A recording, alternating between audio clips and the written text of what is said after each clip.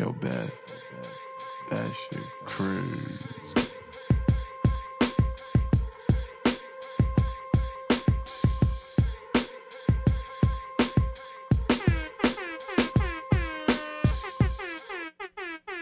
We are live, Silent Assassin. What's going on? Nothing much. Welcome to the All Even Podcast. Yeah. How are you doing? Good. Yeah. Yeah. It's good to see you. Yeah.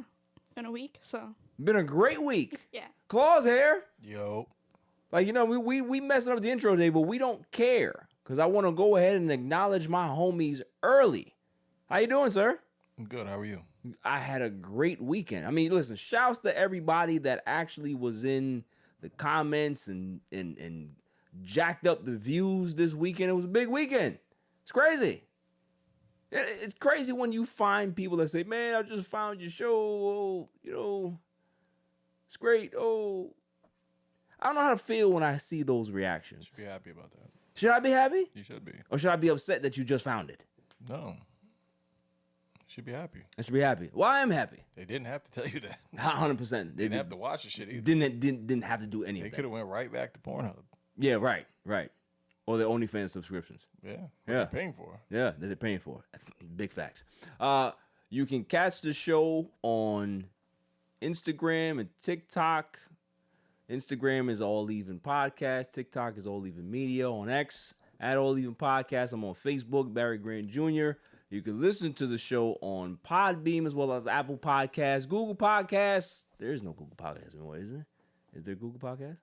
Spotify, iHeartRadio. I'm all over the place. And you can go ahead and hit that subscribe button, like, share, and comment because the page is growing. We are officially over the 11,000 mark. Officially. So we're continuing to grow, man. It's a good time to be me and us. And shouts to everybody involved, man. Shouts to Claw being the great guy that he is. Shouts to the Silent Assassin for continuing to be the MVP of this entire operation. Got a lot to talk about. A lot to talk about tonight. We have this whole playing in any era discussion. I'm sick of it. You know, I was going to play my theme song because I was upset today, but I kept it basic. So we're not going to talk about that. But, so we're going to discuss that. Steph Curry. There's some stuff about him that's tied into that stuff, but the Warriors are actually heating up as well, so I want to discuss that. Wolves Pistons fall out of the fight. That was crazy. Taylor Jenkins getting fired and why I think Taylor Jenkins got fired. What are you looking at, Chloe? Is that a Blue Wave player? It is. I'm looking at The fact that you was over here looking at it in amazement, like, yo, what is that? Like, is that a Blu-ray? Them just came and went. Bro, they were out for like 6 months. Yo, fact. Like, It was nuts. We went from one thing to something else very quickly. Yo, it's crazy. It's I'm nuts. looking at this shit like, what is that Yeah. shit? Like, remember when they made the PlayStation with the Blu-ray? yes. Yeah. Yeah. Had the Blu-ray disc in it. The Bertha had it. Yeah, that one right there. That's crazy. It's nice. It's crazy. Yeah, so we have Scott Hansen news. Big news for Scott Hansen, right? Signing a lifetime deal. Yeah, we're not going to discuss it right now. I don't know. I'm asking because I pray to God. It's big. It's big. good. No, it's bigger than that. You have no idea. You didn't hear it. I Oh, don't hear man. Okay, cool. Micah Parsons' contract negotiations are getting a little chippy. The agent and Jerry Jones not really seeing eye to eye, and Micah Parsons says some stuff, and I'm telling Cowboys fans that they need to worry. And some execs are actually talking about the Cowboys not being a serious organization. So I want to go into that because, yeah, what gave it away? MLB news. We're going to talk about the Mets. We're going to talk about those torpedo bats. We're going to talk about those. Jackson Merrill gets paid. Who else got paid? Crockett got paid from the Red Sox. Garrett Crochet got paid. Yeah. So there's a lot going on. Irrelevant news of the week. And then the greatest segment on the planet, Dummy of the Week. Dummy, yeah. So we're just gonna jump right into it. I got Bryson Carver from Carving It Up podcast. He actually wanted to be a part of the show, so we will have him on in a couple of minutes. But I just want to talk about this before I get him on. Pause. Now, come on, now. You gotta relax. Hey, yo, what the fuck? This whole generational divide that's going on in our sports. It's not even really in our sports. It's more just one particular sport. You don't hear this in any other sports. You don't hear, oh, Patrick Mahomes, could he play in the 90s? He probably could. Yeah. He probably could, bro. It's if you're a quarterback, you probably could. But guess what? We'll never fucking know. That part. Right? So why have the conversation? But you don't hear it in other sports. You don't. You don't hear it in baseball. You don't hear it in hockey. You don't hear it in this and that. You only hear it in basketball. And it's always coming from the same people. The demographic of people that are older continue to harp on the same dialogue. The unks. The unks. The triple OGs, right? So I'm not even going to name him right now. I don't want to say his name.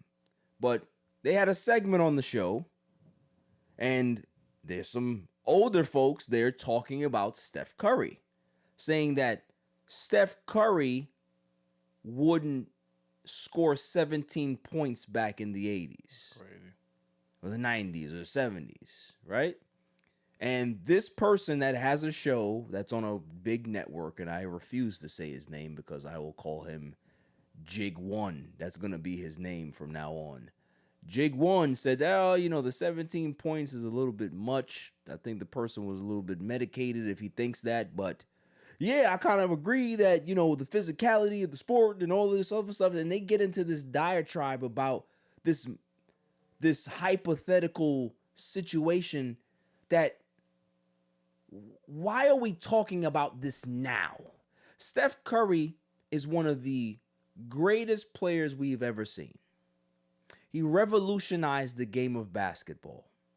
People don't want to be Michael Jordan anymore. They don't want to be LeBron. They probably still want to be like Kobe, I guess, some people. But most kids growing up now want to be Steph Curry. He's made the game more palatable for guys that are 6'2" and under. Guys that can be able to shoot and extend their careers and become superstars. He opened that door for those people. Did he hurt the game, in my opinion, in regards to too many threes? That can be argued. But there's one of one. There's never going to be another Steph Curry, in my opinion. A guy that's the best shooter, the best sharpshooter we've ever seen this game have. It's not even debatable at this point. So the guy had a great game the other night. I think he hit 11 threes or 12 threes or whatever it was. 50 points. Got more 50-point games than LeBron. He has his Warriors in good shape in regards to moving up the standings. I think they're number 5 right now. So they're doing exactly what they have to do. And Steph has woken up and he has led this team and he's doing what he has to do to push this team to the playoffs and get a locked-in top 6 seed. Shouts to Steph. Why are we not talking about that? Why are we talking about something that's hypothetical and doesn't matter? Yes, hand up, please. Hate. That's exactly what it is. I think that the older generation, no disrespect to them, but there's a bit of bitterness that I think resides in them because they played in an era where physicality was really, really rampant. The money wasn't there. The notoriety wasn't there. The popularity wasn't there. Some of these guys had to have other jobs back in the 60s and 70s and play basketball. They didn't have the nutritionists. They didn't have the facilities to be able to extend their career. So they played 12, 11, 10, 10, 11, 12 hard years of basketball, and then your body gives out, and then that's it. While you see guys like Steph Curry that continue to get better and continue to be able to extend their careers, age 36, age 37, age 38, 30, they're just continuing to be able to get a lot more mileage out of their careers. And I do believe that there's a portion of the old guard, there's not everybody, but there's a portion of the old guard that is very, very spiteful and jealous of that. Why you would have to say that, oh, well, he couldn't play with us. You couldn't play with him either. So let's have that discussion. The guys that were not athletic, didn't have great jump shots, there was no three-point line back in those days, could you actually play today? Could you actually play defense today without actually hand checking and fouling? Could you be able to move through screens and stagger screens and all these stuff to be able to get to guys and try to defend? Could you be able to hedge and try to stop a guy from going to the lane, being how athletic these guys are, how fast they are, how strong they are, how much they can be able to jump over you? All of these things have to be put into context, but all we keep hearing is, well, Wilt Chamberlain and Bill Russell and Kareem Abdul-Jabbar. Like, these guys are not playing anymore. So either let them go and stop chasing and have these new guys chase these ghosts. Remember I talked about this last week, right? Chasing ghosts is a real thing in this basketball space. Is that we constantly are talking about these ex-players, these old eras. This team, can this team go against this team? Can the 2015 Golden State Warriors or 16 Warriors can go against the 72-10 Bulls? Like, who cares? Appreciate the team that's in front of you. Stop going backwards. I just don't understand. You can be able to use history as a context, as some, try to get an understanding of what's happening now, but to continue to harp on it and belittle these players now and try to sully their legacies for what? Steph's a great player.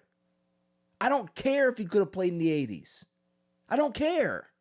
It doesn't matter to me. As a basketball fan, I don't care. As much as I love a guy like Barry Bonds and Ken Griffey Jr., they're not playing baseball anymore. I got to appreciate guys like Shohei Ohtani. I got to appreciate guys like Juan Soto. I got to appreciate those guys now. Those numbers still hold up. They have their historical context. When those new players get to those numbers, you can now have a conversation. But why does it have to be this belittling concept? I'm done with it.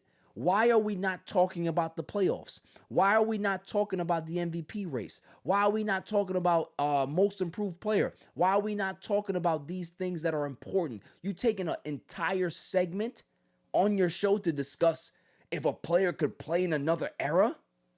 That's dumb. It's the dumbest conversation that I've ever seen. That's barbershop talk. That's not what I want to hear on radio. That's not what you want to hear from me. And you're not getting it here. So, any thoughts, Chloe? People are stupid. Yeah. That's really what it is. Nobody's happy with shit. You can have a LeBron James who's breaking all these records and you're still going to shit on him for some other reason. You can have Steph Curry who's just hit 4,000 threes. I'm just saying, like, his mechanics are impeccable. Like, his load up time is non-existent, and he's spot on. All right. You can play in any era doing that shit. 100%. So, at the end of the day, no matter how much you bump him and have to foul and the physicality, I mean, like, how about thinking about a guy if he was put into that era and he was getting bumped around? You don't think that he would have put on muscle and been able to deal with the contact? He's a shooter. He would have been Reggie Miller with a better handle. More than Reggie. With a better handle. He would have hit. He would have been fine. So what are we talking about here? He probably would have gave. Yeah, I see if there was something I would love to see him and Ray Allen, like prime Ray Allen, go at. Right. Like that would have been something to watch. But see, that's a conversation. Is like you would love to see a matchup. Right, Not saying that a guy couldn't compete in an era. 100%. But you know what I mean? We live in the era of people trying to recreate some shit that don't need to be recreated. But where does it come from? It comes from jealousy. It comes from jealousy. It comes from also Tribalism. Tribalism. It also comes from the fear of missing out. It comes from, hey, like I didn't get to live to see that, so I want my version of it because it has to be important to me. Meanwhile, it loses value. To me, it just feels like the guys that are just in their basement that still have their Michael Jordan jerseys on and watch the game and they're just so miserable. Well, the game, this game is so boring. I remember back in then don't watch it. That's a solution. If you hate the game that's going on right now so much, turn it off. Go put in your VHS tapes. Watch your Michael Jordan clips. Watch it. You have them. They got them on DVD. They got all these games. Have NBA TV. They have all these old games that play all the time. Watch that. But leave these new players alone. Let them create their own legacies. Appreciate every era for what it is. Okay, it's not as physical, but these guys are way more skilled than the guys back in the 90s and the 80s. That's a fact. I'm actually impressed with this era. It's a fact. My favorite time of year is coming up. So, like, you know what I mean? Like, Jokic is a great player. Could he have guarded Shaq? No, but who gives a fuck? Yeah. Who cares? He's a different type of center. Shaq was a different type of center. The game evolves. Players evolve. It's just that simple. Like, that's where it needs to stay. It's enough already. I mean, it's the same thing with rap. It's the same. Yeah. You had Big Daddy Kane at the time. Big Daddy Kane was the guy. Then you had a Jay-Z. Then you had a Nas. You had errors. And you have errors. And you don't have to worry about somebody in their prime going against somebody else in their prime. Right, but you don't hear Big Daddy Kane come like, these dudes couldn't rap back then. Like, what are you talking about? He actually did. He wrote a list. Did he? He did a report card on these rappers. Jeez. Like that's just miserable shit. Yeah. Just give flowers, man. They give flowers to you all the time. Like, just leave the young boys alone. This new music ain't for me, but I'm not gonna hate on them. Do your thing. It's another era. That's all it is. Just gotta respect it. Just gotta respect it. That's it. I'm gonna go ahead and call Mr. Bryson, and we're gonna have a discussion. See what he has to say, because he was very fired up. He wanted to be on the show, so obviously he has a lot to say.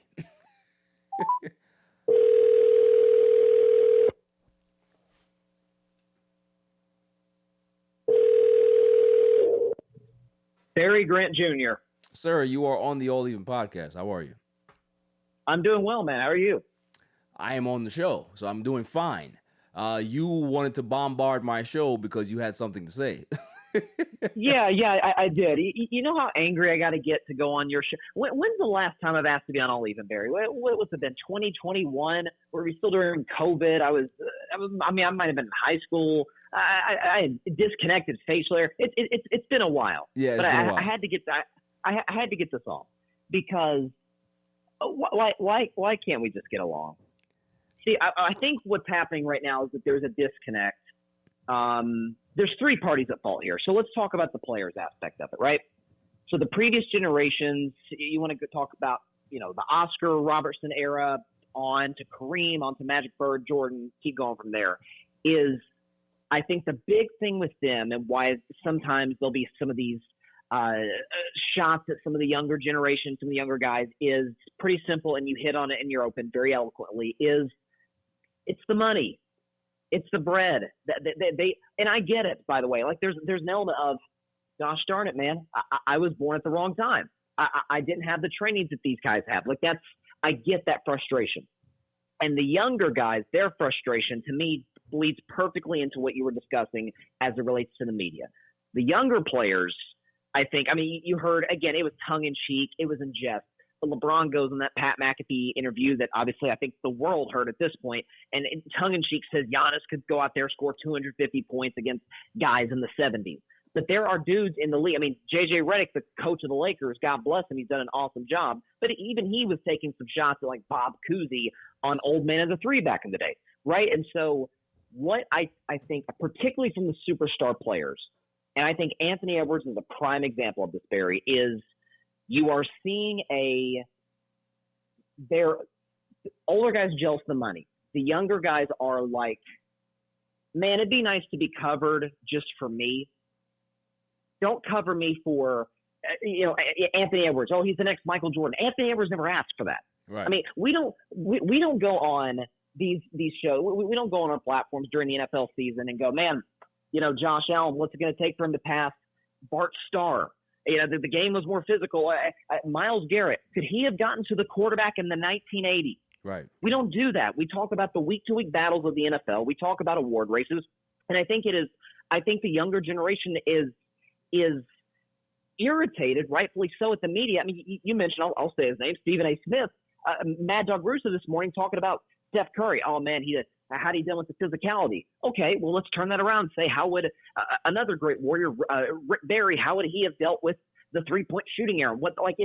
It's hypothetical. It is counterproductive to how basketball should be discussed, and it's the only sport that we do this with. I mean, we kind of used to do it baseball. We do it like Mahomes gets compared to Brady, but those are case by case. We only do that for the all-time of the all-time guys. But like for example, like stylistically, Jared Goff isn't that different from Tom Brady.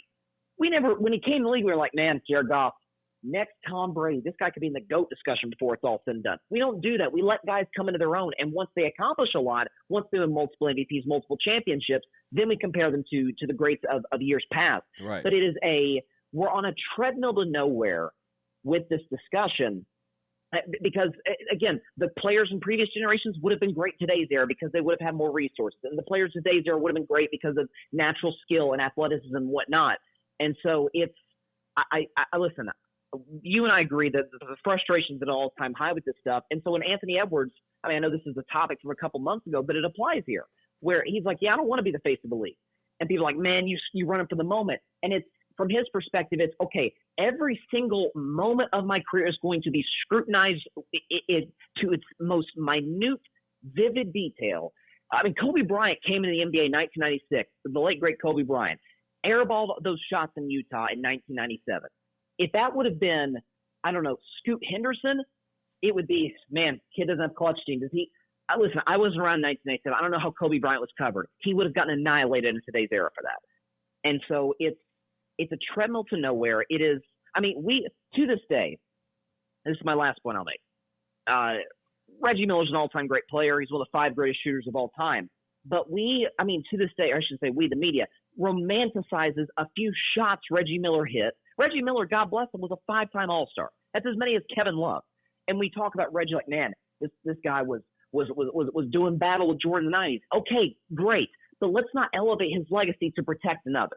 Like, that's what I really get bothered with, is us trying to reverse engineer the careers or how guys were viewed at certain points, to suit an agenda, to suit this nostalgia we have for years past. Let the great players be great. The great guys of years past would have been great today, and vice versa. And I get why players are frustrated. I get why the older players are frustrated because they want to make the money these guys make. But the current guys are like, man, could you cover us the way you covered Jordan and Barkley and Ewing and these guys? So I think it's a disconnect that is fueled almost entirely from the media, and players are thrown into a tough spot with it. Yeah, 100%. I completely agree with you. I think it's one of those things where the media space, this negative bubble in our media space in regards to our coverage of basketball, are being held up by the gatekeepers.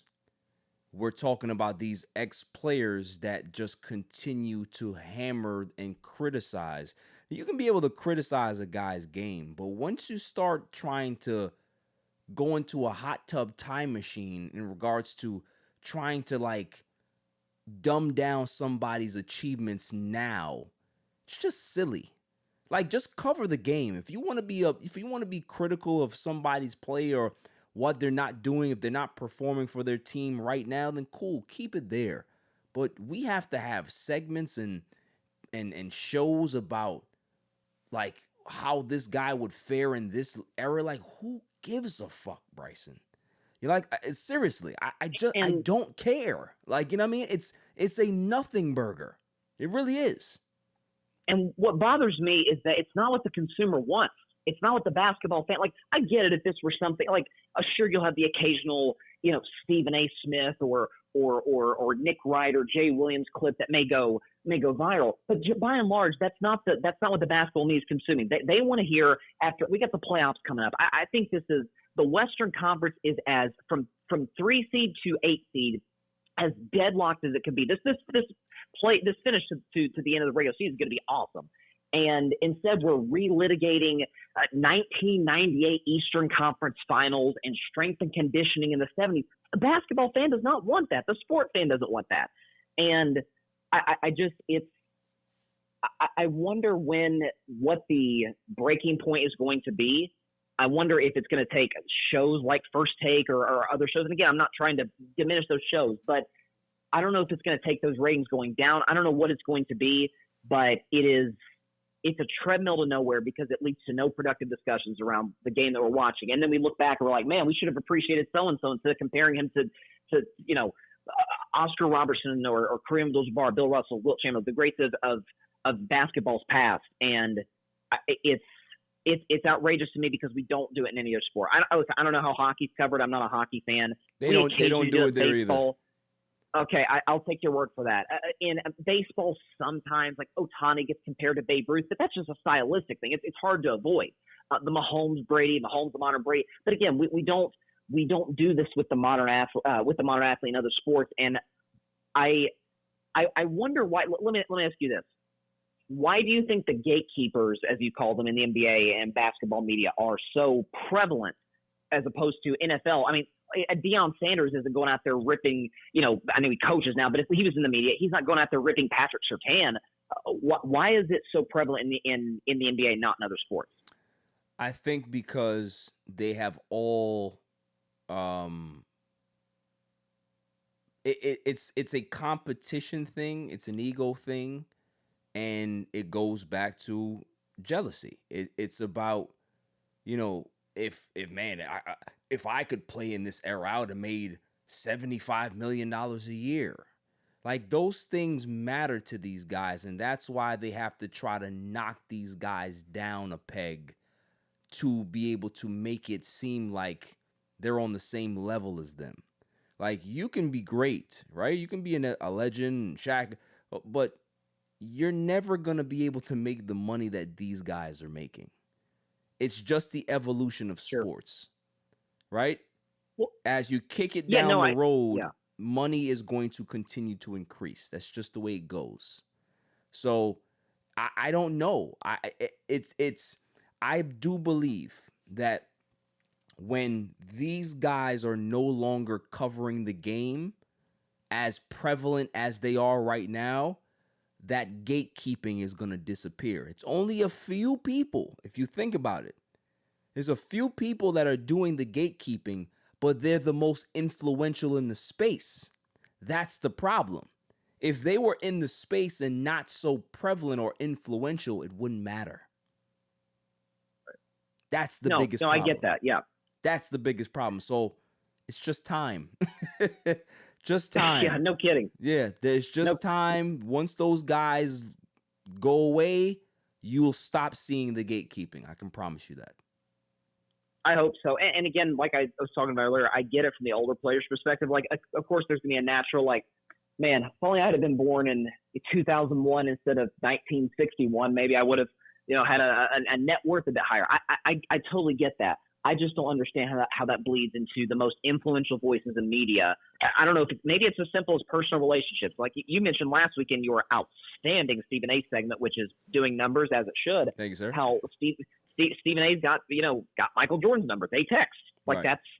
that's a big factor on all this. Skip Bayless cut his teeth covering Michael Jordan in Chicago. Like maybe that's what it is. Maybe it's the personal ties that they can't let go of. Oh, absolutely. Absolutely. But I don't feel like it was this. I mean, Ahmad Rashad might as well been Michael Jordan's best friend. And he's not as prominent in the media now as he was even a decade ago. You don't see Ahmad Rashad ripping LeBron or Steph Curry or Giannis. Like that's just so. I don't know. I wonder why it's certain voices and not others. But yeah, I had to call in because I find it just outrageous. I love basketball too much. You and I both love basketball too much. It's just to idly buy in and this be how the sport is covered when you got a season and a playoffs that I think are going to be as exciting as we've seen in some time. Yeah, absolutely. I mean, it probably goes down to the base level of just us as how we gravitate to certain news, Bryson, is that negativity sells. And Oh yeah. if they'll continue to be divisive and negative and toxic about certain things, they're going to continue to get clicks and views and ratings. So it's all a part of a plan, but there is a sinister underlining undertone here, is because it's rooted in misery. That's just my opinion. Like, guys are just not happy for guys that are succeeding at a historic clip, and they have to try to find ways to interject themselves into the conversation. It's ego. It's all ego. So, yeah, no question. Yeah. No, I think that's the spearhead of this whole discussion. But listen, I won't hijack your show any longer. You're doing a great job. And shout out to Claw, shout out to Silent Assassin. They do a great job. And keep doing what you're doing, brother. I appreciate you, man. Just drop your socials, man, so people can find you. Oh yeah. I'm sure they love this little segment that you put on just now. For sure. No, you can subscribe to Carving It Up with Bryson Carver. I go live at this point. Like I've been in Florida since January. I come back home in May, so the show will be more frequent. But right now we've been doing about one live show a week. Putting out content on the YouTube channel. I'm Instagram at Carving Up Podcast. X and TikTok is at Carving It Up Pod. You can check out the show. We got great guests, great topics. And it's a beautiful time to be a sports fan. We got the draft, Final Four, men's and women's. You got NBA playoffs coming up. Baseball started.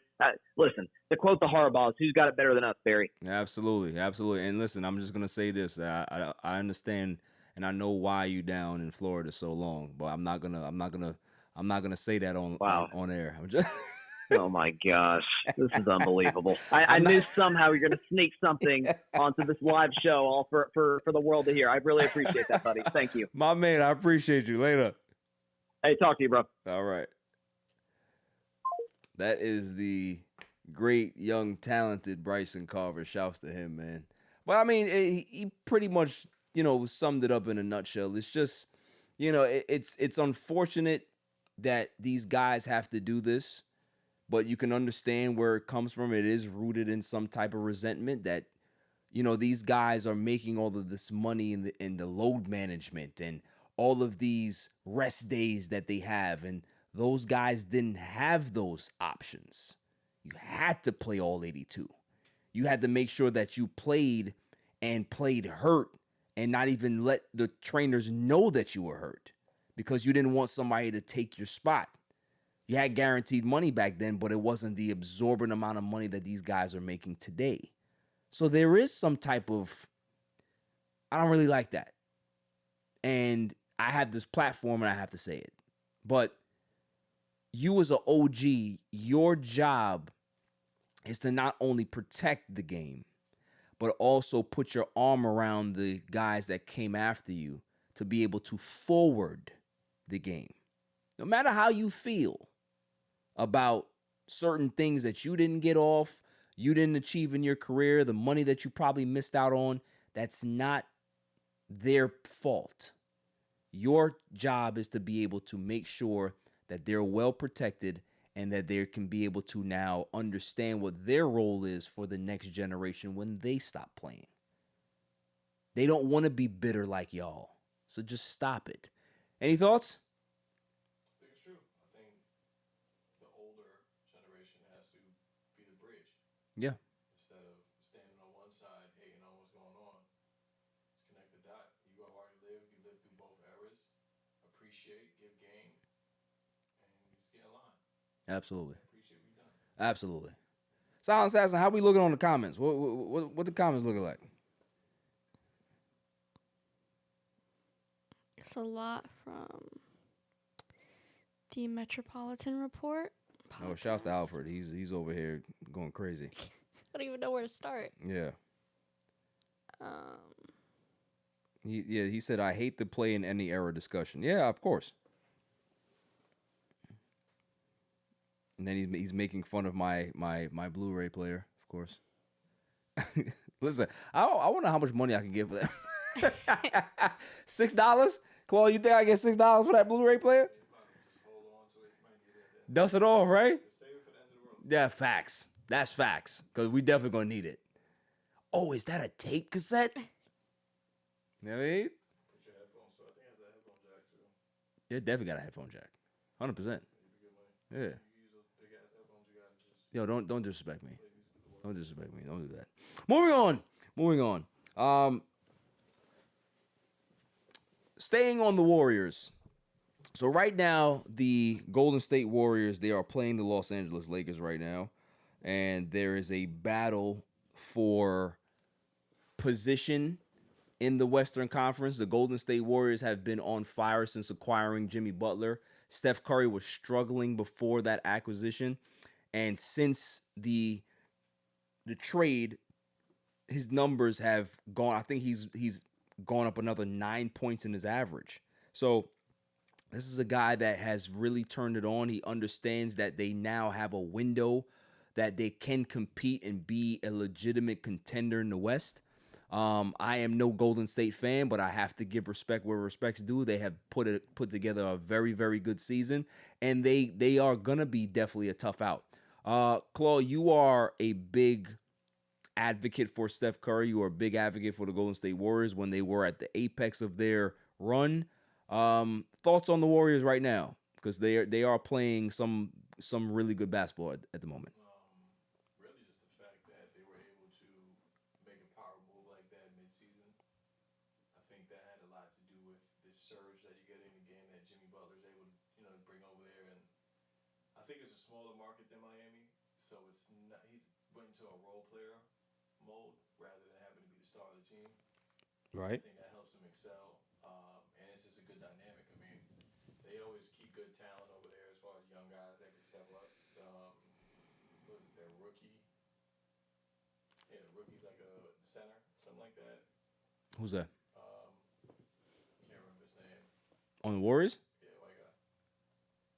Now? Nah, they got what's the kid name? Starts with a P. Shooter. Podemski or something. Boy bad. I mean, it's needed. It's expected. That was a power move on their part. Yeah.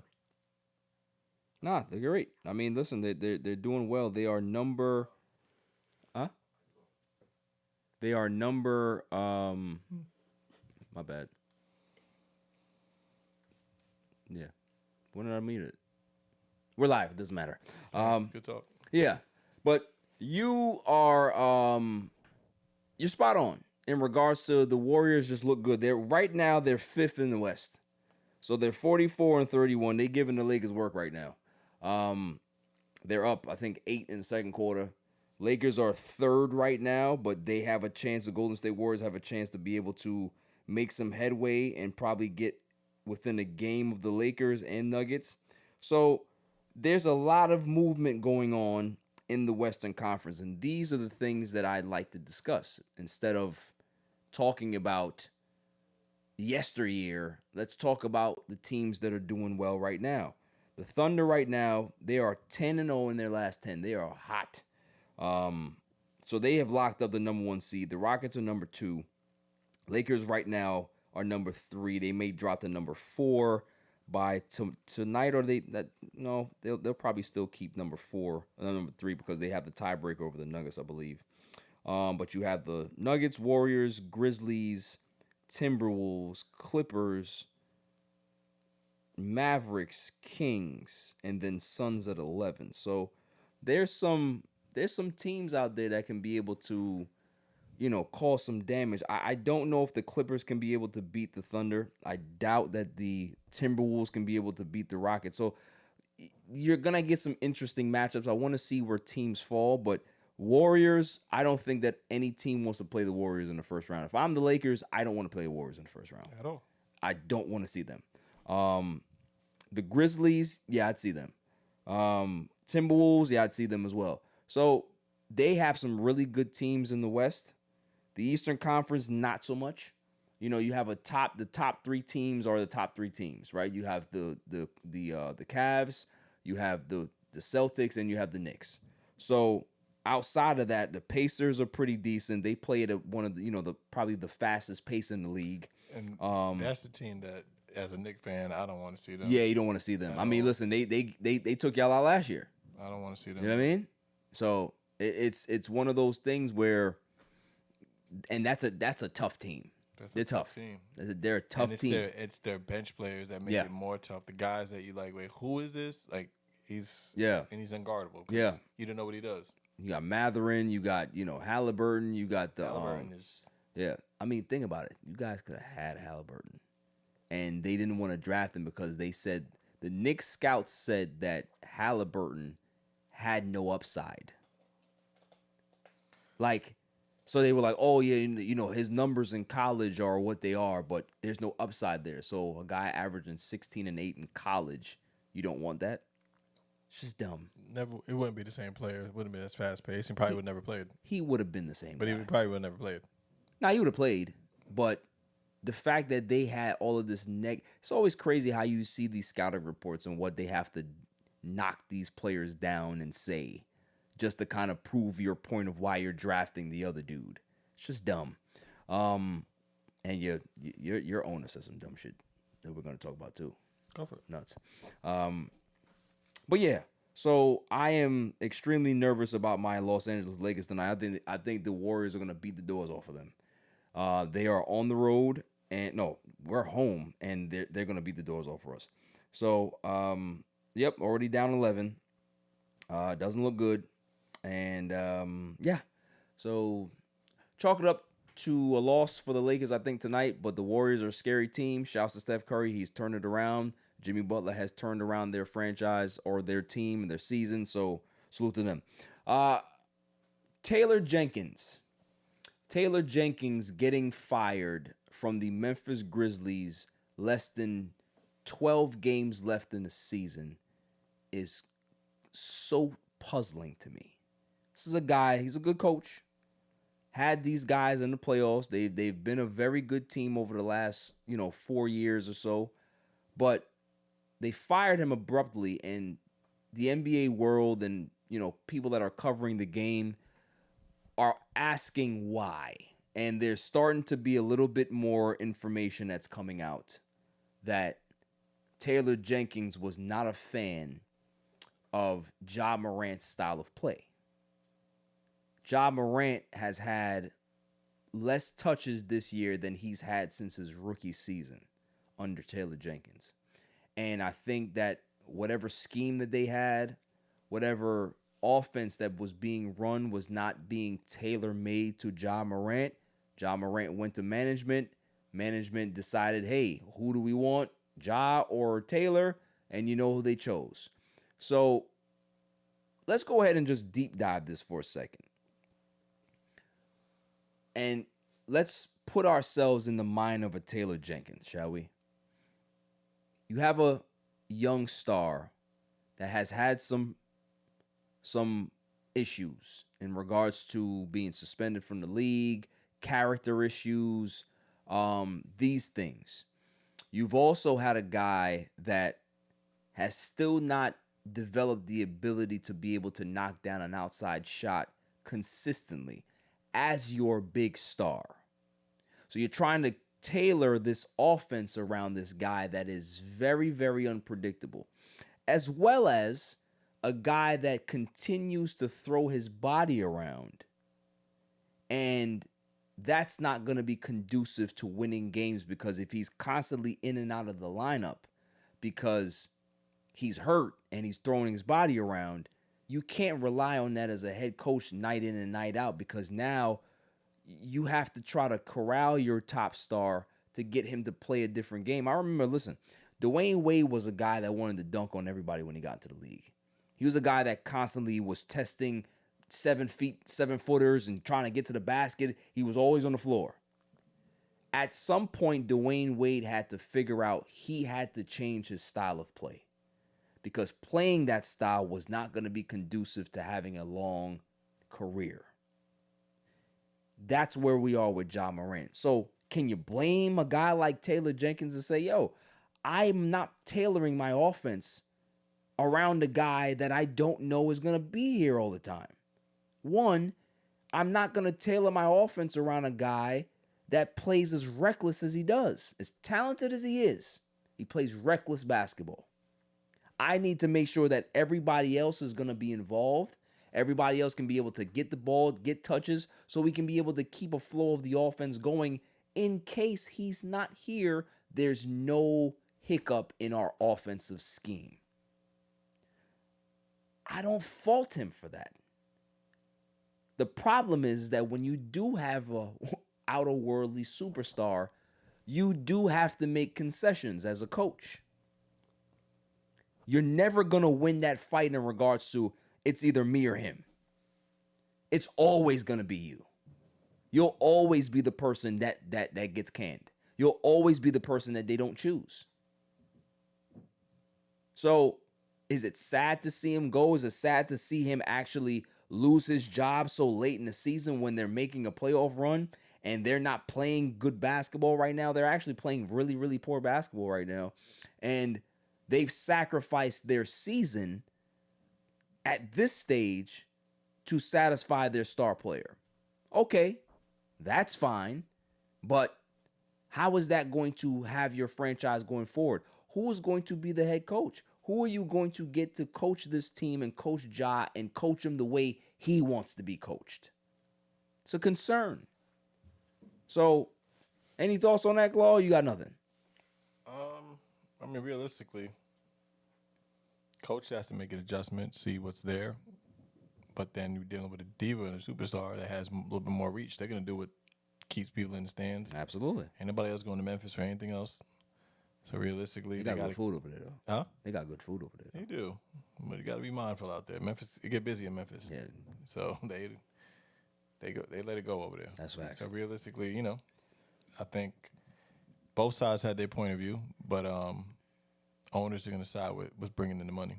100%, and it's always going to be the star. So, looking at it from a Ja Morant point of view now, you can put your authority down and say, listen, I have to do it my way. Okay, you're going to bet on yourself.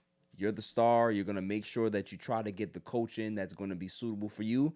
But at this point now, what's going to end up happening is that you are going to now be on the clock.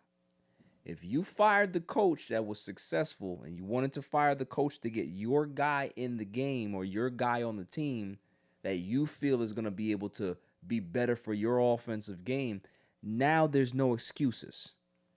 You better make sure that next coach works for you. You better make sure that you're super productive under that next coach, because now they're going to look to you and say, all right, bruh, we fired the guy that we liked for you. We got your guy. Make sure that you deliver. Because if you don't deliver on this one,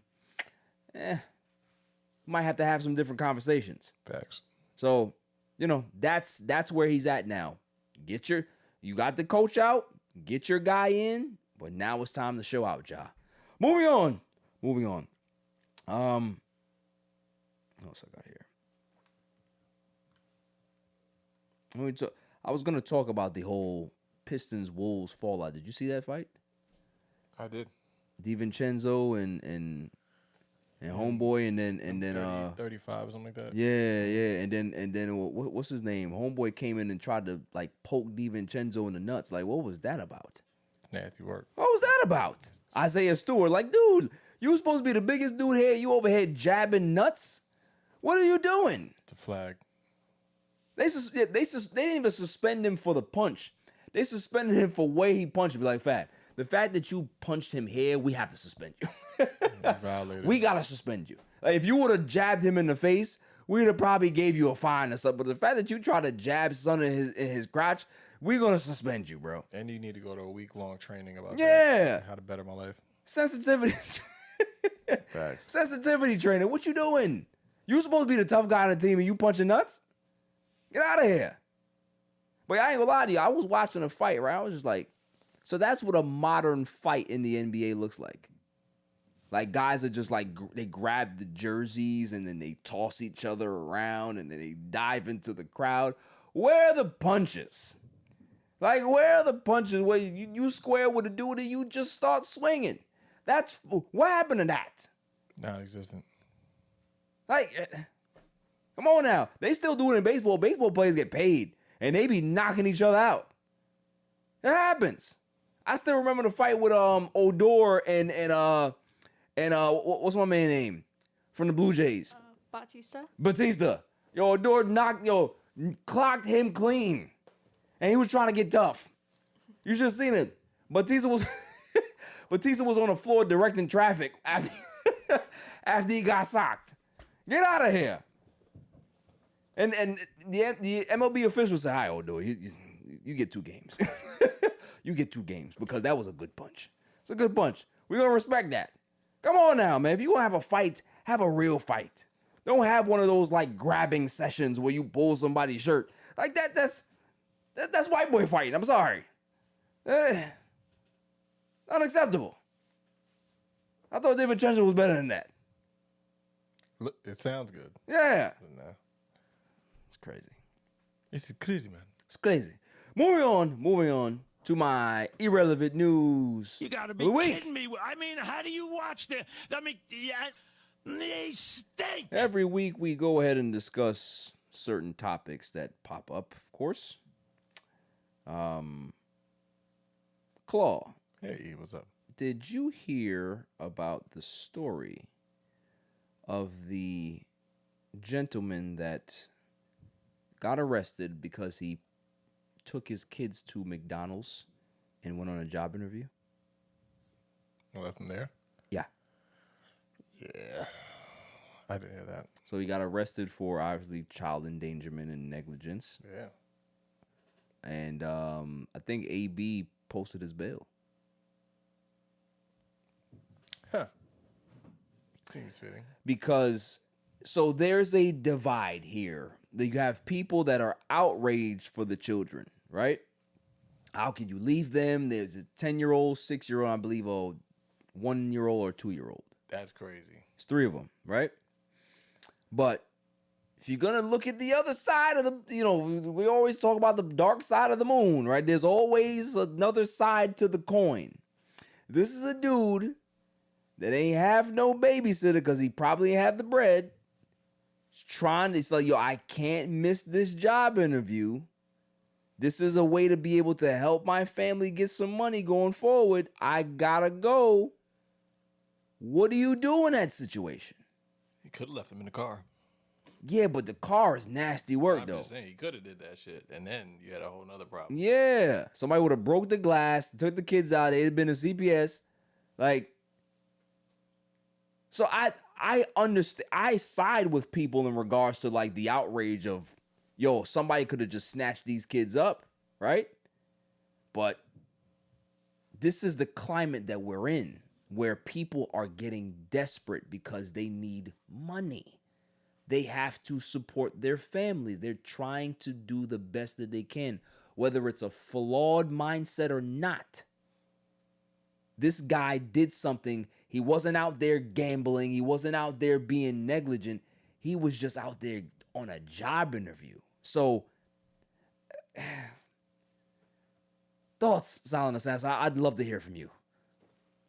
It's questionable, obviously. Could go, like you said, either way, depending. Because, like, we talked about earlier, like, the oldest was 10 years old. Yeah. He could be a really smart 10-year-old or a very, like, immature 10-year-old. So, the only thing is having 1-2-year-old baby around playing. Like, how's that kid even, you know, those kids just run around out the door. Like, they don't, you know. So having a 10-year-old kind of take control and watch a 1 or 2-year-old is a little much, I feel like. But I feel like at the end of the day, thank God nothing bad had happened to them. They weren't taken or whatnot. But yeah, I feel like we don't really know the whole story, I feel like. So you can think about the other solutions, like he could have bought them with them or left them possibly at the house, or I don't even know, like, can you like drop your kids off in emergency like at fire station or something? No. You can't do that. No. A police officer? Okay, you watch my kids go on this job? No.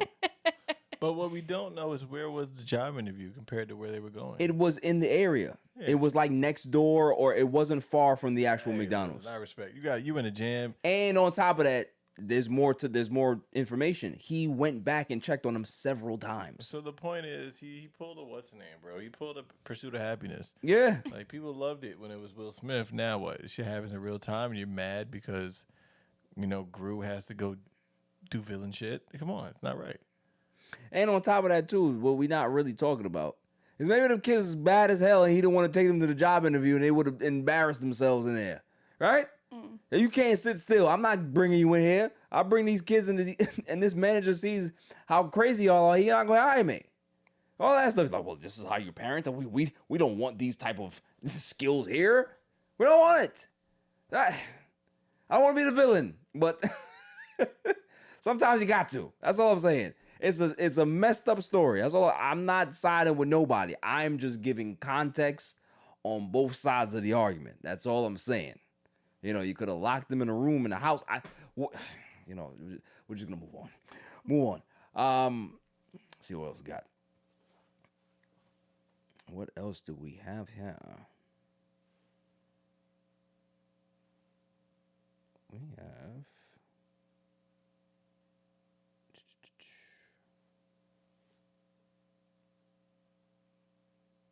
Oh, yes. So do you remember that couple that had the 5 black children that they adopted and kept them slaves in the house? Remember that story? Mm. Yeah. They both got a total of 375 years in prison. We love that. We love that. That was great. Yeah, I mean, you should see the video. So they had these kids on like a tarp floor, no bed. And what I was waiting for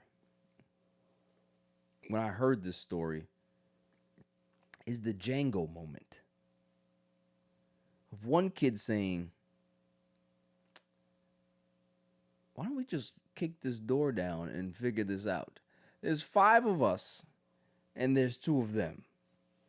Like, who's coming with me to go put hands on these 2 old ass white people? Seriously. Like, I was waiting for the Django moment because there's got to be one. That's all I'm saying.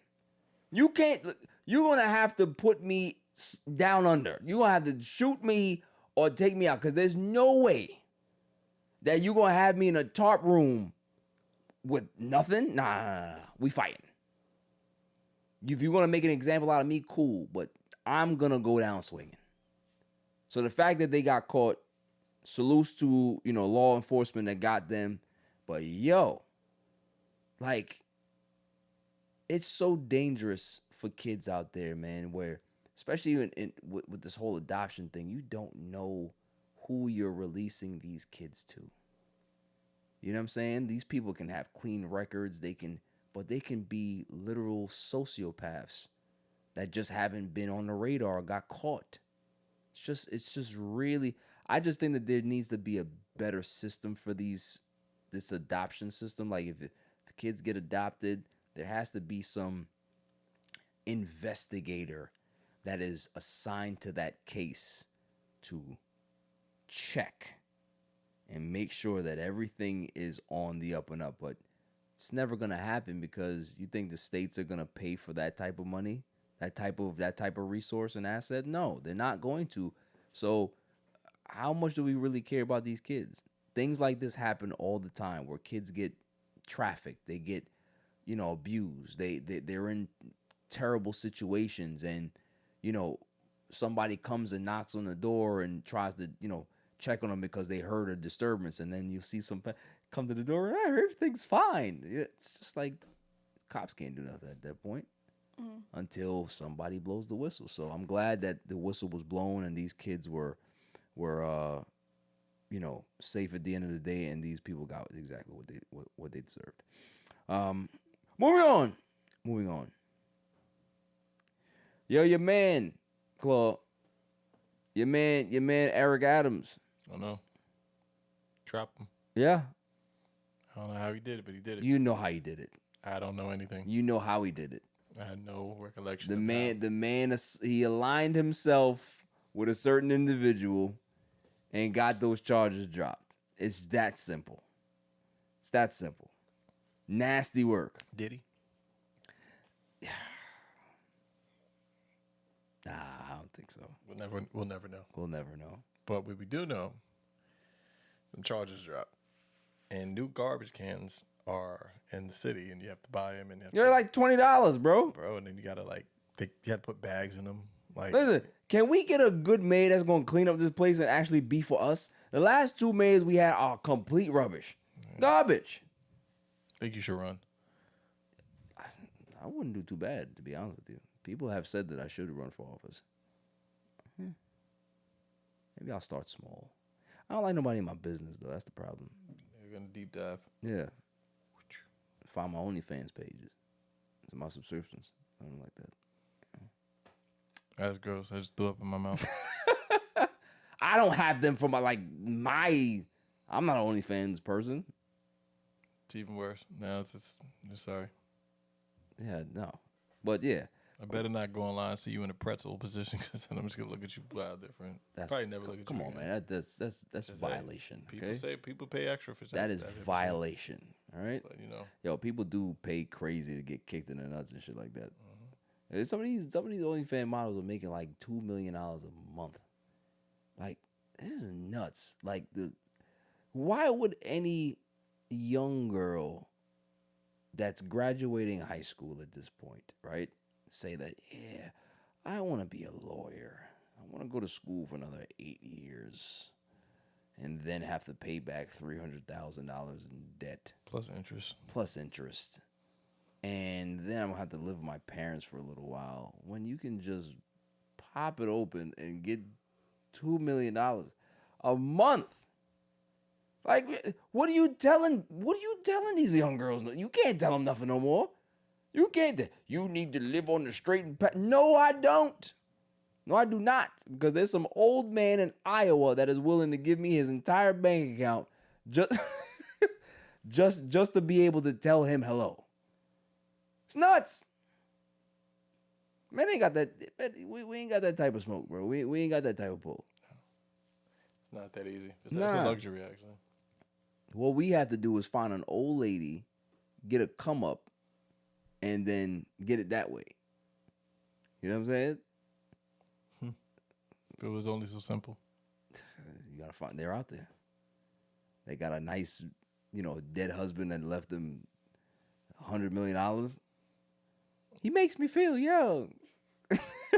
Meanwhile, the dog is a soul. Exactly. Yeah. The sole heir to the throne, the dog. Leave all the money to the dog. They're out there, man. Keep the dream alive. That's all I'm saying. It's the only way to do it. Yeah. You keep the dream alive. Did you see the new Naked Gun trailer? No. Yo, fire. No, I didn't even know they were doing Yeah, that. yeah. Liam Neeson is Frank Drebin. Yeah. It's out. I got to see that. It's out. You might as well check it out right now, bro. It's funny as hell. But it's Rated G. It's filmed like a serious movie though. It's weird. Like, you got to see the trailer. You have to see the trailer. But I am I'm excited. I'm excited to see it. For whatever reason, because I'm a Naked Gun fan, I'm excited to see it. What else we have here? Last thing. Rest in peace, Val Kilmer. Like, this is not a relevant news, but it's more relevant than a lot of people will think because Val Kilmer was one of the best actors of our time. Iconic movies he was in. You know, Top Gun. Wasn't he was in Heat, Batman. Like, this is, and the fact that he was suffering or sick for a while, I wouldn't even use the word suffering, but he was sick for a while, had throat cancer, and you know, it's just seeing, you know, the toll that it took on his body, man. It was really, really tough to just see him because he just didn't look like himself anymore. 65 years old, gone too soon, but what a legacy he left, man. Like, you know, you can be able to watch his movies and feel that love and that energy and that passion that he had for his skill, man. He was great. I mean, he's one of my favorite Batmans. You know, my favorite scene is when he's in the crowd in the circus and Two-Face is there. And he just gets up and says, "Harvey, I'm Batman." Can't hear him, but he revealed himself to Harvey. It was, you know, it's just all of those things, man. You realize how old you're getting. The older you get is the older everybody else is getting at the same time. And it's sad that all of our childhood stars are getting to that point where they're either much, much older or they're on that side of it and they're not doing so well. You haven't heard from them in a while. Like, it sucks that at some point, you know, Sylvester Stallone ain't gonna be here. Van Damme ain't gonna be here. It's 40 years ago, bro. Huh? The 80s is 40 years ago. Yeah, dude. Like, that's a long time. That's a very long time ago, man. So just to put that in perspective, it's crazy. It's crazy. It's a good time. Definitely a good time. So rest in peace to Val Kilmer, man. Fabulous actor. Left such an impressionable mark on the game. And he will definitely be solely, truly missed. So thoughts and prayers go out to his family, and you know, that's about it. That is my. You got to be kidding me. news I mean, how do you watch the? the I mean, week. yeah, they stink. All right, let's go ahead and let's go to baseball, shall we? Mets news. Silent Assassin, what do you got for me? And just to give you an update on the Laker game, it's a beating. It's 60-47. Golden State Warriors are up 13 points on the Lakers, and the Lakers are at home. So it's been a. Podziemski has 22 points at the half. He's 6 of 7 from 3. Nobody else is really killing for the Golden State Warriors, but he is lighting it up. And who is doing anything for the Lakers? LeBron James got 8 points. Reeves got 11. Of course, Luka is 3 for 11 and can't shoot a goddamn. So that's the problem. That's the problem with him, is that he takes a lot of bad shots and he can't make a lot of shots. So Lakers are shooting 35% from the field. Of course you're going to lose the game. Yeah. So what do we got? What do we got in regards to Mets news? We have Sean Manaea, right? Out again. Mm-hmm. Just shut him down for the month. I'm sick of it. Yeah. I'm sick of it. And that type of injury is going to be nagging, you know, pretty much feel like the whole year. Unless they shut him down Yeah. for an extended period of time. Yeah. So he's got I think I heard from Gary Cohen that most likely see him toward May, end of May, if he's kind of sat down. But then obviously that's a big period of time. Yeah, because then you have the rehab. He has to rehab. He has to ramp back up. Mm-hmm. So we might not see Manaea, honestly, until June. Yeah, which definitely sucks. But realistically, like, the pitching hasn't been that bad. No. The first two series opening up, they've kind of been they were kind of the question mark coming in, and they've been the better end of, of the team. Yeah. The offense has been very quiet, very slow, and the defense hasn't looked that great. So. Let's talk about it. Let's talk about it then.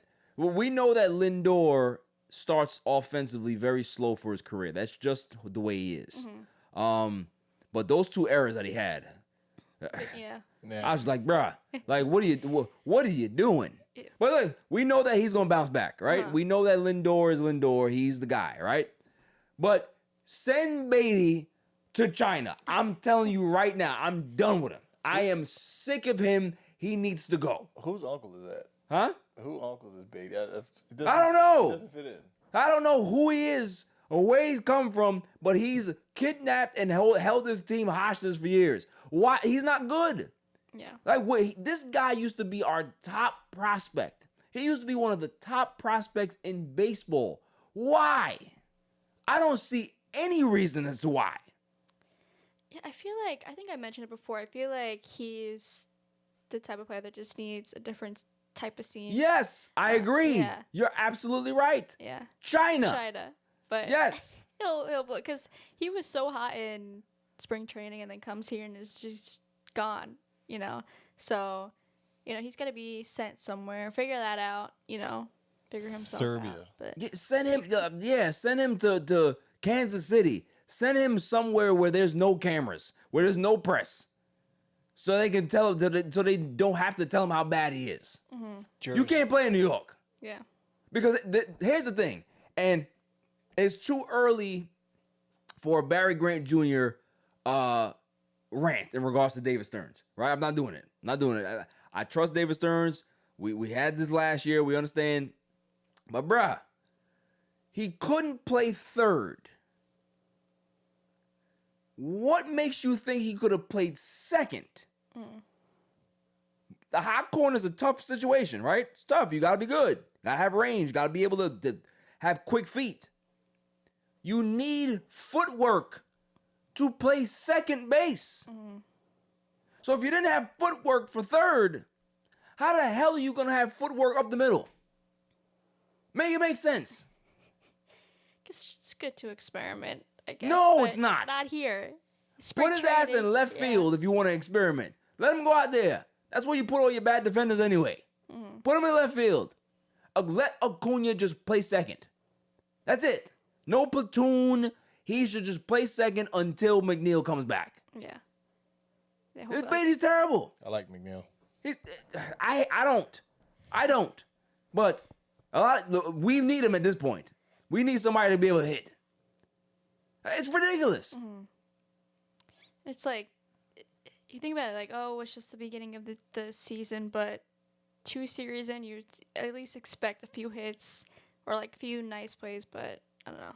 It's kind of like you don't want to wait too long because like every game matters because it seems like with the Mets at the end of the year, it's always a game or two. Yeah, that that decides exactly. Yeah, so going now to the home opener tomorrow, hopefully, being home kind of gives them a jump start and the offense starts kicking. Little birdie said that you're going.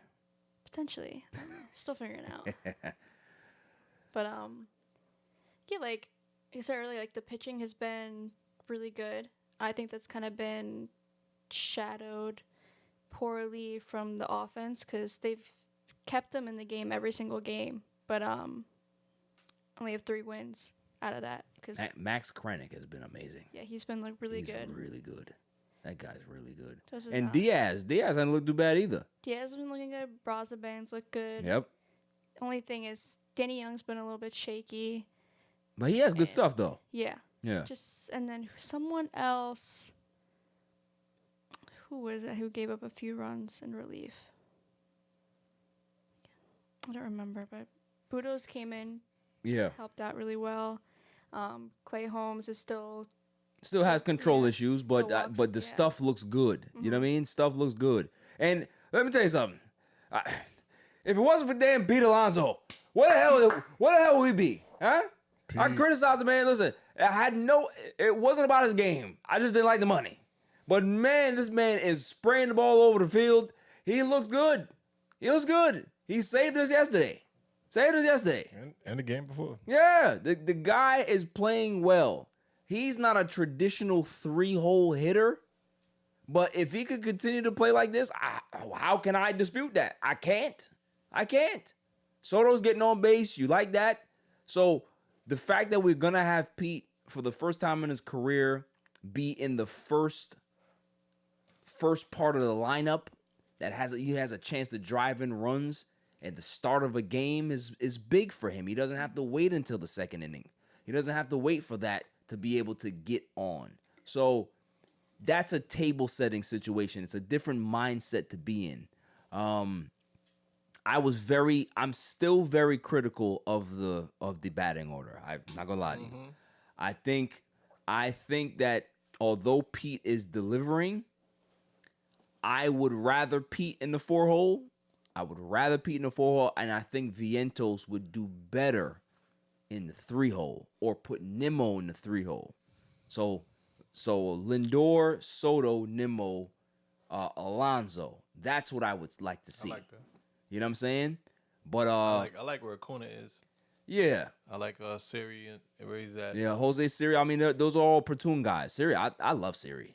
I think Jose Siri he's really good. He has that swag that you need. You know what I'm saying?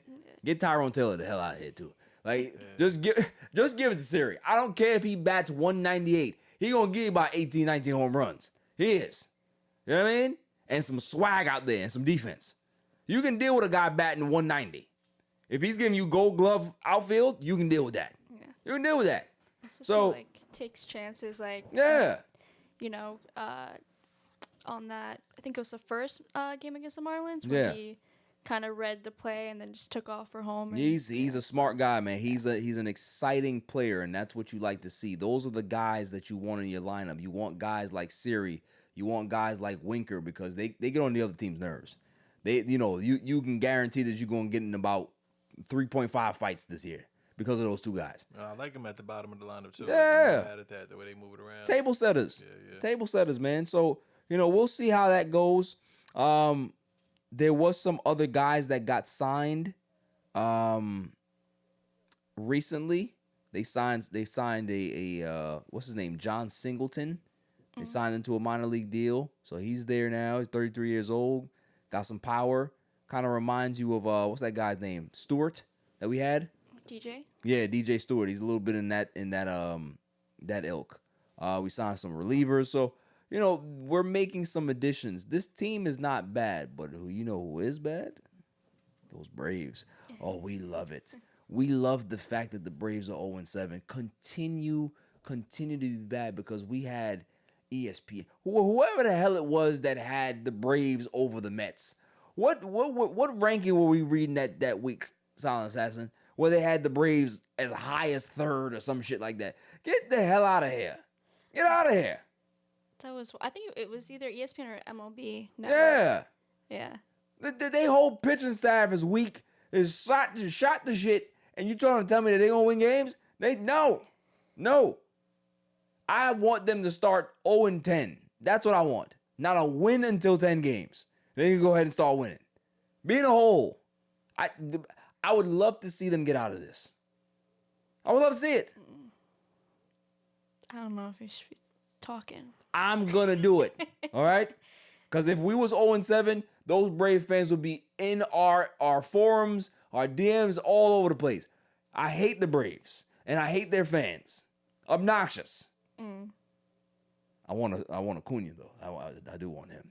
I want him. Yeah. We should bring him over and then have the brothers. And we should have that. That'd be fun. He would look good in Mets blue. He would.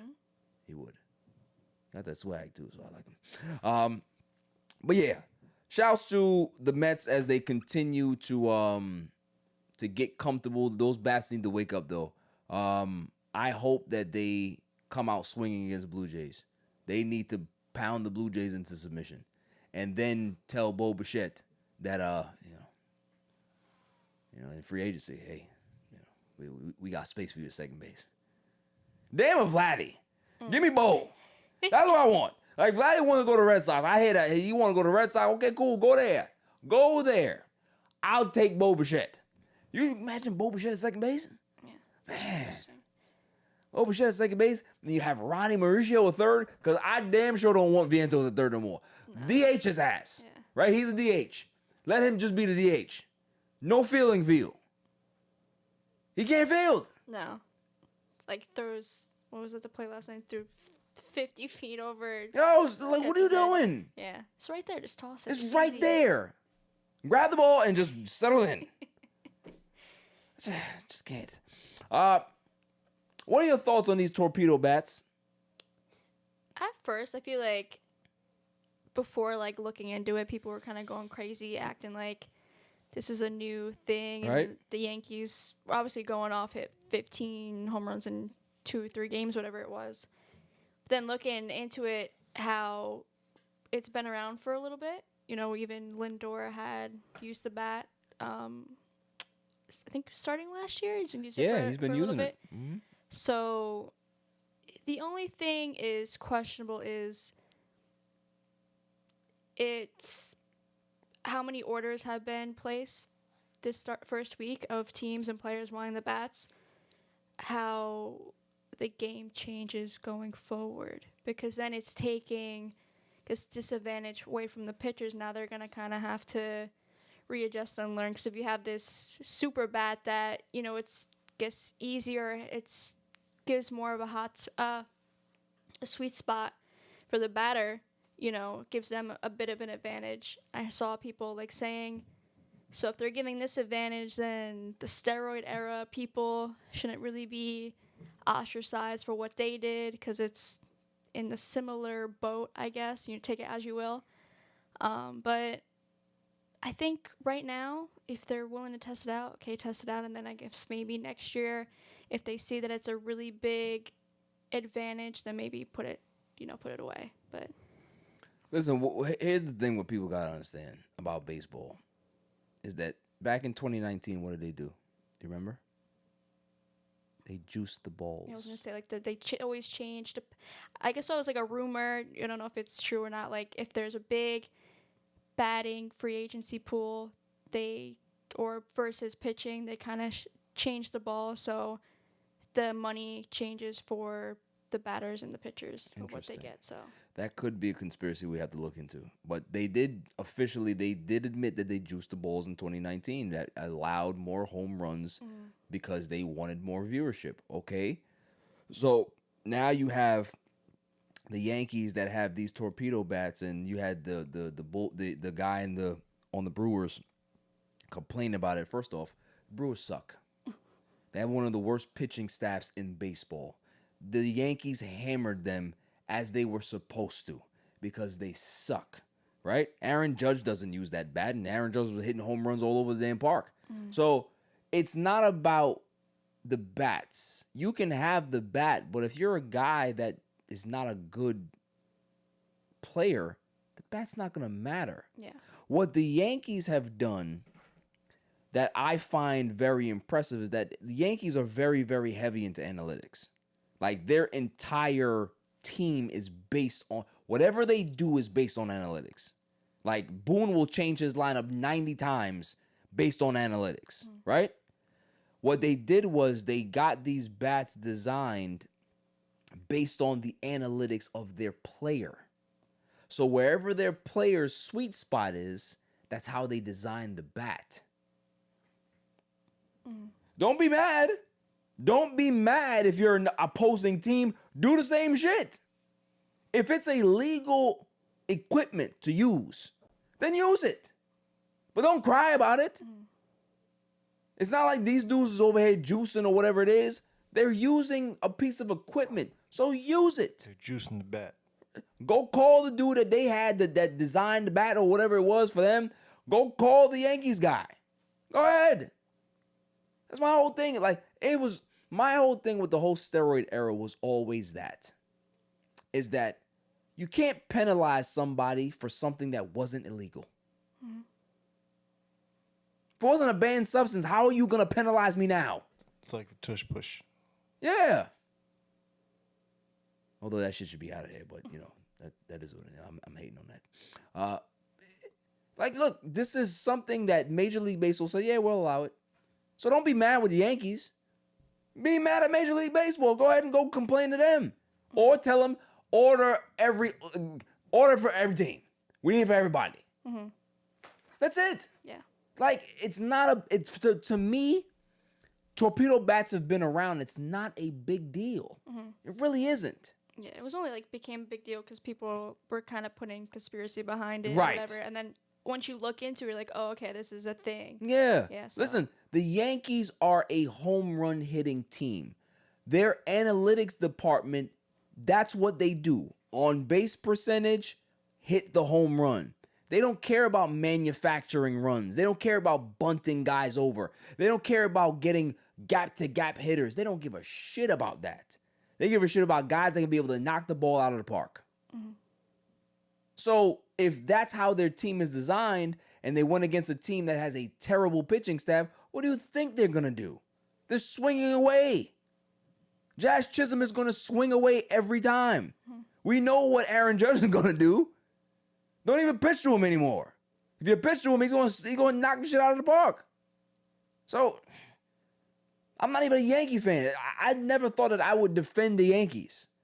But come on now. Like, this is stupid. It's just like the whole, oh, well, you got the sticky stuff on your hand. We have to check your hand. Let the pitchers need some grip. Give them to them. Who cares? Who cares? If it ain't that to me, trying to get an advantage in regards to getting grip of the baseball so you can throw the baseball, that's not trying to get an advantage. That's just trying to do your job. Mm. It's just too much. Stop crying. That's all I'm saying. Stop crying. Moving on. What do we think about Jackson Merrill getting the extension from the Padres? 9 years, $135 million. Yeah, I think This kid's it's 21 years old. yeah. He's a really good player. He really is.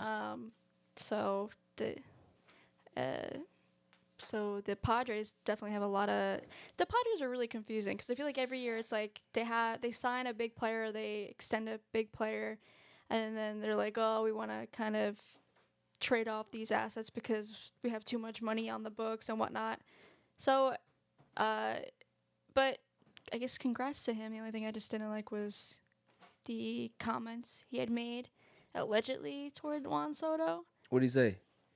He was saying along the lines of, oh, well, you know, some guys sign these $700 million contracts, but they're just kind of going for the money. But here, you know, I have family. I could talk personal to everyone on the staff, all the players. So, you know, staying here is where I'm comfortable is what matters most, basically, along those lines. He's a 21-year-old. Yeah. So I take everything that he says with a grain of salt. Mm-hmm. You're a dumb idiot because you're 21 years old. Yeah. So I just like the fact that they locked him up for a good time to the point where he can still be able to hit free agency at a very, very good age and still be able to get another big contract. Or they can be able to figure out how to extend him on that contract that he currently has. So it's a good deal for both sides. He's a young guy that can be able to get access to money now, a decent amount of money, and then after a while, I think they're only buying out, 3 years of his free agency? So that's all they are. So it's a 9-year deal. His eligibility for free agency is 6 years, right? So they're giving him 6 years worth of money that he's worth, and then they're giving him an additional 3 years on the back end of that. So I think there was also an option for 10th year. okay, Either player or team. I forget which. yeah, But, yeah, I think, you know, something I wish the Mets did more. Yeah. Once they find a really good piece, you know, Right. give them Lock the 'em up money. early. Yeah. Yep. But, yeah, so I think they have the Manny Machado just signed an extension last year. They still have Tatis. I have him. So they still, like, they still have their core. pieces. Yeah. They got their core. But like I said, I feel like they're always, like, they traded for Soto, didn't do anything, traded him to the Yankees. Got a whole bunch of prospects back. Their pitching, got rid of a few people out the pitching, so. But we'll see. I don't like the Padres, so. Yeah, me neither. Me neither. I love Tatis though. That's my Yeah. guy. I'm a fan of his. It's cool, yeah. Thoughts on Jurickson Profar's 80-game suspension? Yeah, when I saw that, I was like, because I was definitely happy because I don't want to see him play against the Mets. Um, but I did see some rumors as well as that they possibly had I wouldn't say a tip off, but kind of a know that potentially something was going to happen because they did sign Alex Verdugo, and then people were kind of questioning like, why are they signing him? So, and I also did see that he's very close with the Tatis family. He's really good friends with Tatis Jr. So then he did take some lessons or training with Tatis Sr. And people were like, oh, this makes sense now since Tatis Jr. took some medication. He didn't really know what was in it or whatever he said. Juicing. Yeah. So that's because his numbers blew up last year, Profars. This is his best offensive year of his career. Yeah. He was like a top prospect all those years and then just never panned out. And then last year, numbers blow up. And then a couple months later, once the new season starts, oh, okay. Well, I mean, Makes listen, sense, there are guys that end up figuring it out, right? Like, you that's know, true. guys can be able to run into good seasons here or there. So I didn't look at it like that, but I mean, you can't rule it out, right? You know, the guy ends up getting suspended for substance or whatever it is. So, you know, I'm just happy that the Braves are struggling. That's all I care about. It's very good. Thoughts on Crochet's deal? What did he get? 170? I believe 170 for 6 or 7 years. Pretty good. He did say, though, last trading block when he was last summer, that if he does get moved, then he wants an extension.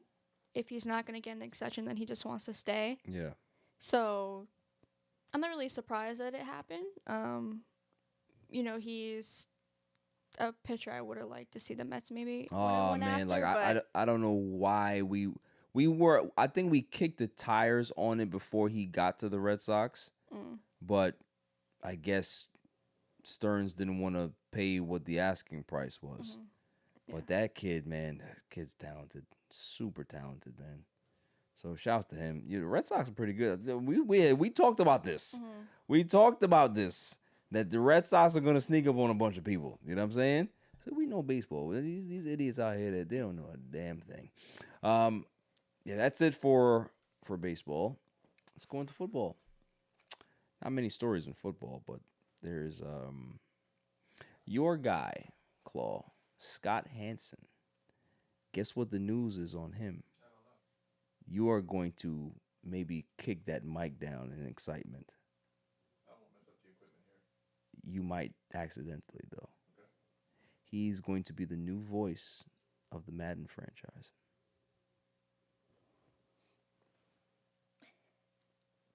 I'm not mad at that. It's fire. I'm not mad at that. Where though? He's gonna be he's wherever. He's gonna be the guy. I like that. Yeah. I like that. I like that. Yeah, that's fire. That's good. That's a guy getting his just due. That's a guy's guy though. Facts. Like that's one of the last guys there is. Yeah. Like when you see Scott Hansen, it is a smile on your face. Like instant smile. Like, you know, And for those it ain't gay. It's just like, that's my guy right there. You know what I mean? that don't know, you gotta say like who he is. Like He's Mr. Red Zone. he's Mr. Red Zone. He's single-handedly by himself, and of course he has a team in the back and Right. producers. He is the host of Red Zone, commercial free, from 9 hours. from 1 p.m. to 7 p.m. at night, 7:30 every Sunday, calling every game. The guy doesn't take a piss, Never gets tired. never gets tired. Has the same energy every week. Every time. The witching hour, everything. Like one of the best voices.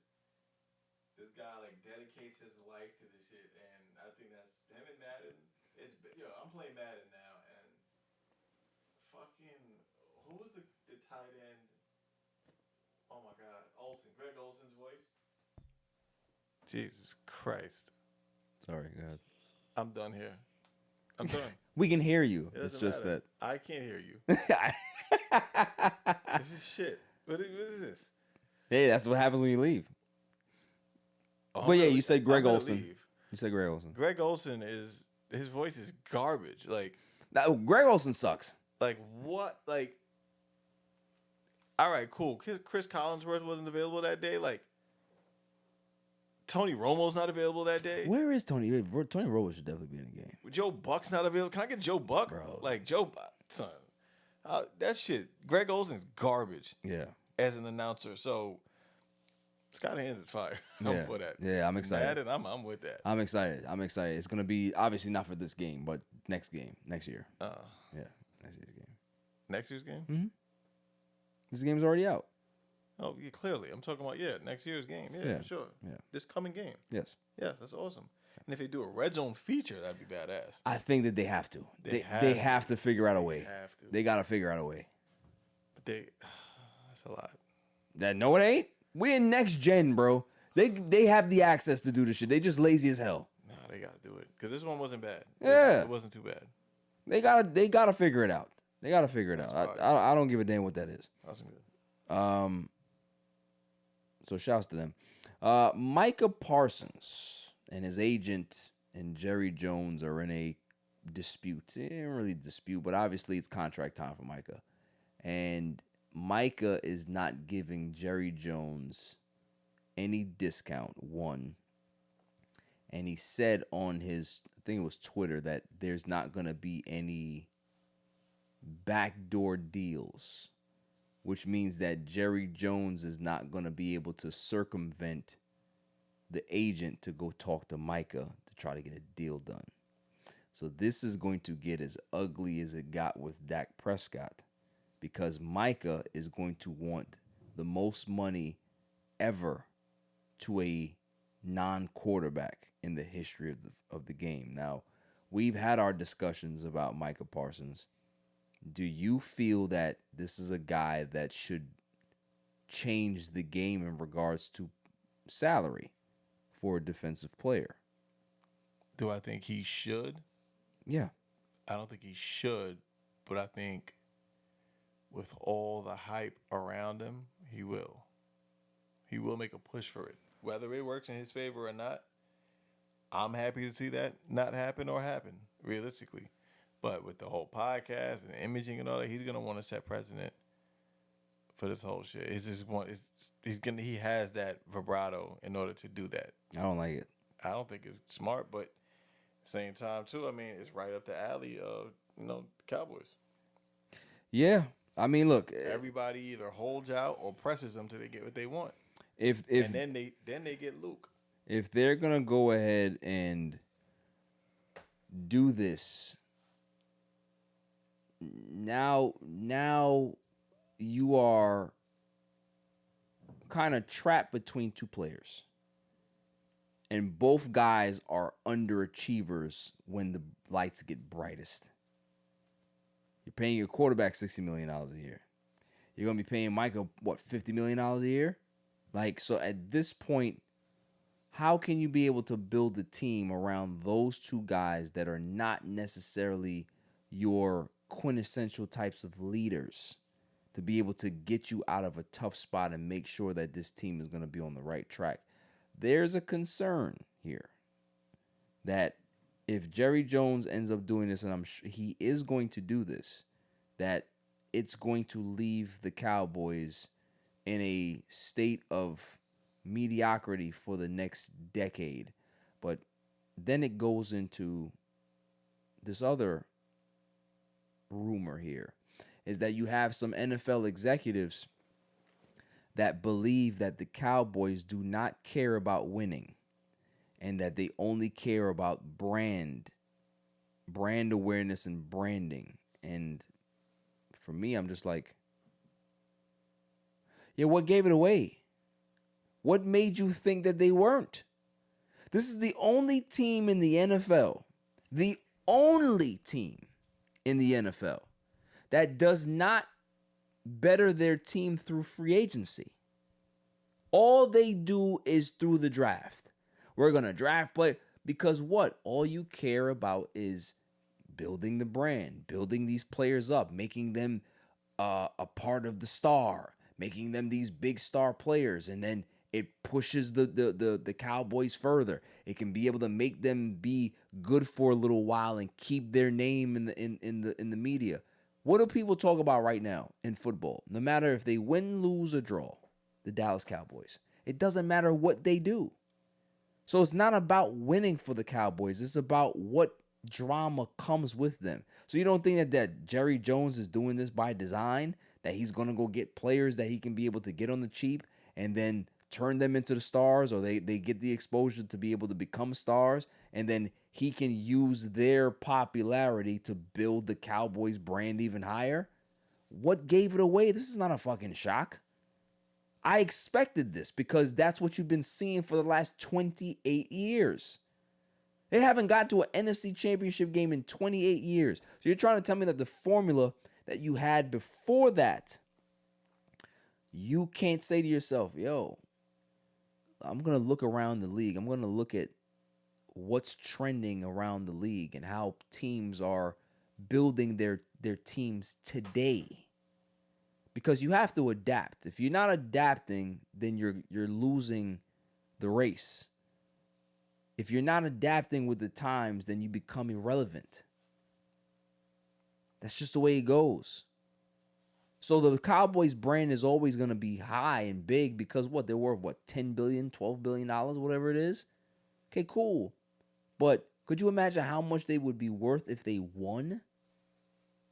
If they actually won championships more than they've had? If they've won some championships within those 28 years that they haven't gone to an NFC championship game, they probably worth 15, 16 billion at this point. So of course it's all about branding for Jerry Jones. It's been about branding for a very long time because he doesn't care. Thoughts, Claw? I think really it's the cat is out the bag. Everybody knows what time it is. Yeah. You've been seeing it for multiple years, and they're not really competing with anybody. Like, I mean, although the Texans are developing a good system down there, they're still the Texans. The football team in Texas is the Dallas Cowboys. So I also feel like with some newer management, some newer ownership eventually, then you'll see a change. But as of right now, 100%. he's going to just do what he feel like doing. And that's the part where it's just like, in order to see them different, you're going to have to blow it up. But the sad part is that you're never going to see new management. If you do see new management, it's going to be kept within the family. Nobody's going to come in and buy the Dallas Cowboys because they'll never give it up. They'll never give it up. It's a family heirloom more than a football team. It's a brand more than it is we want to continue the state of excellence for this franchise. So it's a look. Like how we say, it's a look. It's a vibe. Agree. To be able to be in that luxury box and be the owner of the Dallas Cowboys, there's prestige and luxury there. There's nothing else. There's no winning. There's no culture. There's nothing here. Nothing. I agree. So, moving on. What else we got? No, we ain't got nothing. To the greatest segment on the planet, Dummy of the Week. Dummy, yeah. Every week I go around the room and I ask, who is the Dummy of the Week? Claw. Who do you have, sir? You're on mute again. I'm sorry. Are you serious? No, I'm not. Oh. I'm going to go.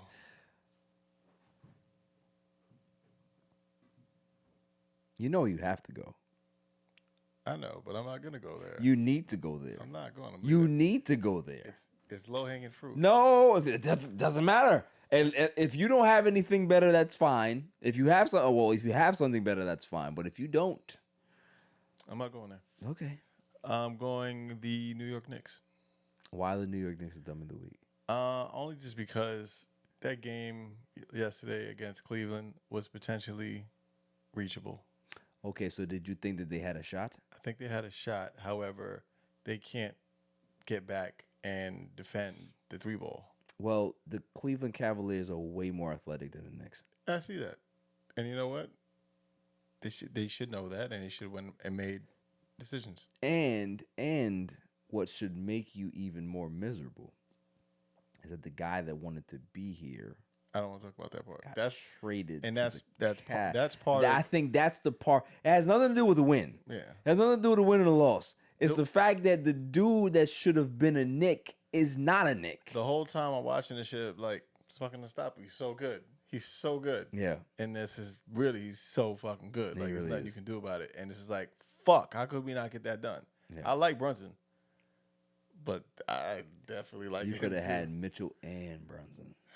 That mean no Josh Hart. Now you still would have had Josh Hart. Who I don't know. You wouldn't have had Mikal Bridges. I'm starting to like Bridges. He ain't no Donovan He Mitchell ain't though. Mitchell, though. But it hurt. That's pretty much what it was. That's what it is. It hurt. Every time you see that, there's a pain Every there. time he pulled up at the Yeah. top of the three and caught him, got in motion, I was like, damn, this is it. Like, we can't do nothing about this. You shit. have nobody on that roster that can guard him. Not one. That's all I got. Yeah. That's it. I mean, I get you. I get you. They could have got that done. Dummy. Yeah. He's a Mets fan, too. I mean, He's in New York. Whatever New York, he's there. That's the sad part, but you know. Silence House, who you got? I'm going with Woody Johnson. Oh yeah, we have to do that. Dummy. Yeah. Go ahead.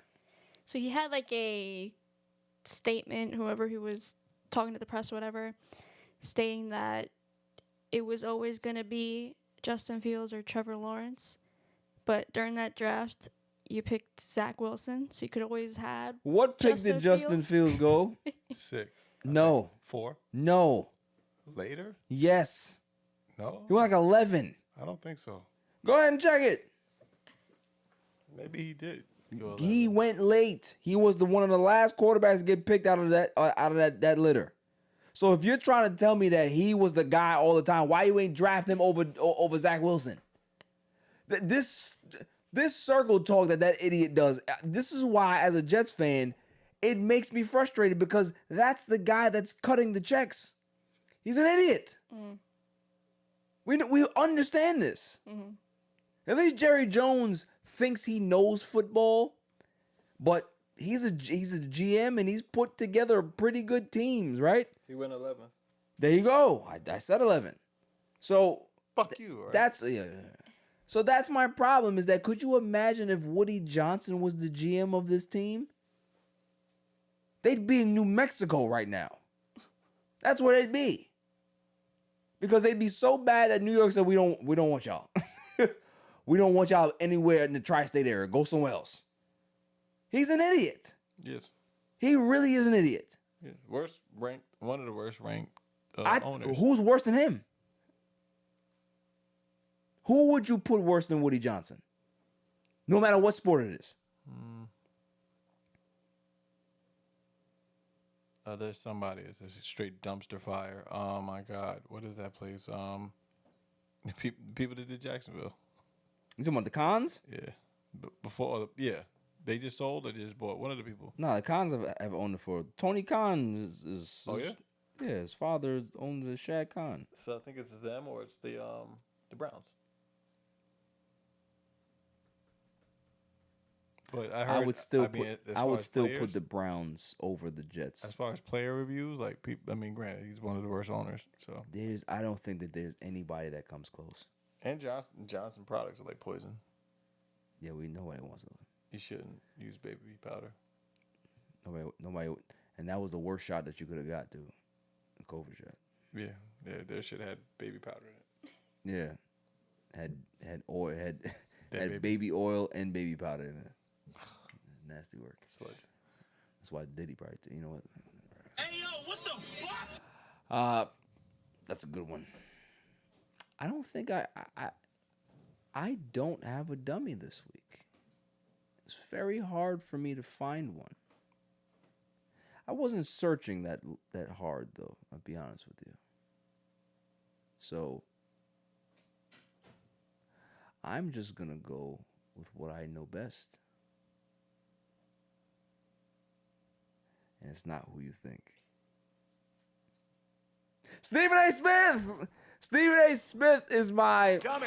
Yeah. When you continue to hang yourself in the media, when you continue to embarrass yourself, and you go ahead and you talk about the reason why you think guys couldn't play in a different era because of the physicality. It had nothing to do with on the court. It was the fact that guys would look for you in the locker room. They'd look for you after the game to try to see what's up. What the fuck are you talking about? Like, we are now comparing tough guys and eras to know why you would play in a particular era. What does that? How does that make sense? This is my thing, and I'm making a plea to all of the networks out there that are looking for talent. Look for people that can actually captivate an audience by talking about the sport that's currently going on. If you can have somebody like Stuart Scott that can be able to cover the game, make the game fun, come up with some interesting quotes, have some, quotable things, just historic things that he used to say, and God rest his soul, if you have people like that covering sports would be a lot more enjoyable. That's why people like Shannon Sharp are enjoyable, because he constantly tries to make the thing fun, and he comes up with all of these things and these sayings. But when you have dudes like Stephen A. Smith, and you have old-ass dudes like Mad Dog Russo talking about Bob Cousy and all of this bullshit, nobody cares. Nobody cares about, just like how politics has gotten so tribalistic, but legacy media, people are starting to go to streaming platforms now. YouTube, you're starting to see more independent media rise, where people are not paying attention to linear TV anymore in regards to their politics. Is going towards YouTube and all these other streaming platforms. The same thing is happening in sports, is that people are starting to tune out legacy sports TV. They're going to independent spots, like here, like other places, because you're tired of hearing the same old bullshit. Because you got these guys that they have the same talking points every so often. Michael Jordan, era, Tom Brady, Dallas Cowboys, Los Angeles Lakers. It's Kansas City. It's the same thing all the time, when there's so many great stories that are going on right now in sports. You have the Oklahoma City Thunder. You have the Cleveland Cavaliers. You have the Indiana Pacers that are playing well. You have Jokic that is putting up tremendous numbers. He had a 60-point triple-double the other night. You have Giannis that put up a good line tonight. You have the Warriors that are making a push for the playoffs. There's so many. You have so many things that are going on that it's ridiculous, right? So please be better. The other dummy of the week that I have is everybody that thinks that Carmelo Anthony should not be in the Hall of Fame. Shouts to Carmelo Anthony. I'm gonna tell you, he is my PSA for the end of this show, because he deserves it by himself. But for people that don't think that Carmelo Anthony deserves to be in the Hall of Fame, you are in dummy. Yeah. Because this is a guy that is in. I have the numbers here. Let me go ahead and just look at this, because I don't want to paraphrase. I want to get the numbers exactly what they are, so I can tell people that this guy's resume is untouchable. So you have national champion. You have 3-time Olympic gold medals, right? 1-time Olympic, silver, 1-time bronze, 10-time All-Star, 6-time All-NBA, scoring champion, All-Rookie First Team, 10-time he's 10th all-time in scoring, 3rd all-time in NBA game winners. He's on the top 75 anniversary team. These are all the things that he achieved in his career. So what scoring champion do you know that's not in the Hall of Fame? I'll give you the answer. 0. And here's the thing, what people don't realize about the Basketball Hall of Fame. It's the Naismith Basketball Hall of Fame, which means that it's not the NBA Hall of Fame. It's your entire career. So when you talk about a guy that at 19 or 18 years old walked onto Syracuse's campus and led his team as a pure freshman to a national championship, Jim Boeheim's only national championship. You gotta be effing kidding me. To have a guy that's one of the best Olympic scorers of all time. It's the totality of your career. So when you see what he's done, the totality of his career, you damn right he's a Hall of Famer. There's no doubt that he's a first ballot Hall of Famer as well. So for people that think, well, what did he do in the NBA? You're just an idiot. You just don't understand how it works. Tell me you don't know basketball without telling me. Tell me you don't understand what a Naismith Hall of Fame is without telling me. There's so many people out there that have no idea what they're talking about, but yet continue to have platforms to speak. It's ridiculous. No basketball, no sports before you start opening your mouth. Carmelo Anthony is a Hall of Famer, and he's a damn good one. So for y'all, just shut up and... Dummy, yeah. Eat the dummy. That's all for the show. Claw, any kind words? Take the time out to be mindful. You ain't guaranteed shit else. If you have an opportunity, do it. If you have something you might regret later, do it. Because, you're not getting another fucking chance from what I hear. It's pretty good. And you may end up finding out that the woman of your dreams that you've been talking to for 15 years has an OnlyFans and been making money on the side. You don't know. That part. Again, I want to go ahead and congratulate Carmelo Anthony for being inducted into the Naismith Basketball Hall of Fame. This is a guy that,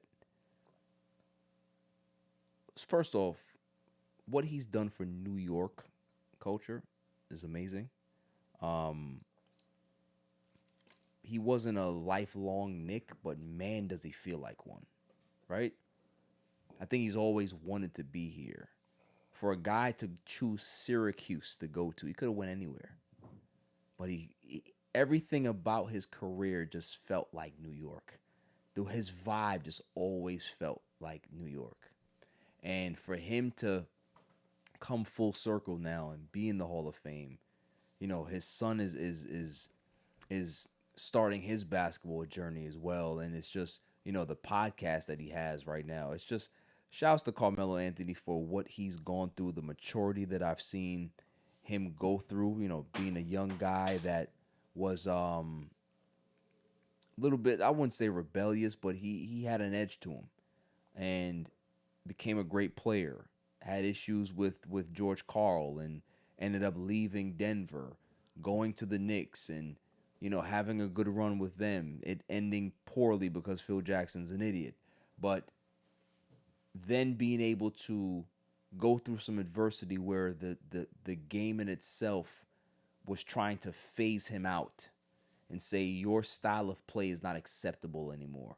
And for him to humble himself, come back into the league, become a role player, become a knockdown shooter, and a guy that can be able to be a positive force in the locker room, that's the progression that you want to see from a guy that was at the top of his game when he was young, dominated as a scorer, and now realized that in the later part of his career, he can be able to be a role player, a guy that can be able to be a mentor and be on the Olympic team and be selfless, to be able to be a part of history and be a 3-time gold medalist. And it's just amazing to see the timeline of this guy's career and how you can remember every single milestone and every single achievement and every single, checkpoint of his career. So shouts to him, man. Well deserved. Anybody, like I said, anybody that doesn't think that he's a Hall of Famer is a fucking idiot. So that's all from the show. Go Mets. Make sure that you guys do not lose this series against the Blue Jays, because I am about a month away from another epic rant. I am. I hope I see some stuff differently, but right now, I don't like it. I don't like it. Get the bats going. Soto, I need you to hit 9 home runs in the series here. Do something. Because I don't want people like Boomer Esiason talking about you're not a difference maker. That idiot. You know what? Let me just stop. I'm just attacking people left and right the last couple of weeks. I just need to calm down. Until next week, stay safe, stay cool,